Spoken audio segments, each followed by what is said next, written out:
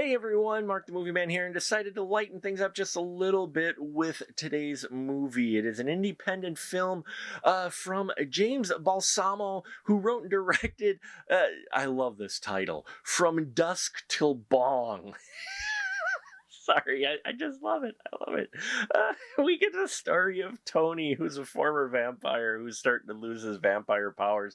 And while he's trying to hang on with a thread of what he has and trying to get used to human life, he also finds himself being pursued by some nasty creatures of the evening that are out during the day as well. And along with his foul-mouthed, rather perverted vampire buddy, we see him meet up with a bunch of cast of characters while joining a group of individuals who are out to dispatch vampires and before the vampires take over the world.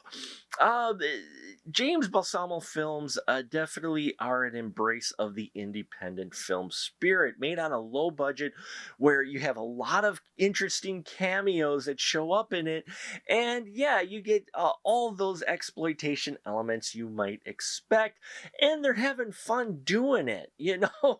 James Balsamo makes these almost his own cinematic universe, the BCU, with them being almost episodic, with many characters crossing over. Now, while I haven't watched a lot of his films, I do get the impression that a lot of characters in here we've seen before, and I loved them. Tony, played by James Balsamo, is a guy that, I loved his attitude. This guy who's just trying to figure out what the heck he's going to do and dealing in these crazy situations. A character that he ends up meeting up with, Bill Diamond, played by Robert Felsted Jr., excuse me. These two played off each other well. It was great.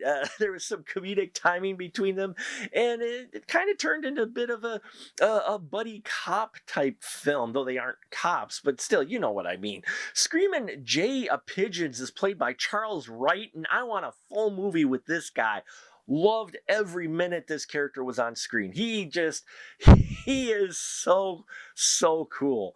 I loved him, and I wanted more of him. Hacksaw Jim Duggan makes a cameo in here, which is always great to see Jim Duggan. One of my favorite wrestlers, and so fun to see him appear in a movie like this, along with Eric Roberts, who makes one scene in here. Which you have a lot of these cameos are just one scene. They're made on small budgets, but they make the most of it. There's even a big pirate bat monster in here at one point that surprised me. It'll have you laughing, but it's supposed to. This film does not take itself seriously. It knows what it is, and it's just being made for entertainment value. You get the idea that James has just gathered up a bunch of fun folks that he knows and says, hey, let's make this crazy movie, and yeah, let's do this, and they do it. And in the end, you get a movie that's going to be for a few select tastes. If you like your silly indie exploitation film where the aesthetics are of a smaller budget, but everybody's having fun and that energy coming across screen, and then you're going to want to check out From Dusk Till Bong. I got to check out more of James' films, because if they're anything like this, they are definitely ones that you want to just get a group of friends together, get your bongs or beers, and just have a good old time watching the zaniness that they are. So thank you so much for watching. If you have seen From Dusk Till Bong, please leave your comments down below. Love to hear your thoughts. Subscribe here with bells and whistles and all that. Got a lot more great content coming. And until next time, remember, keep that ticket stub.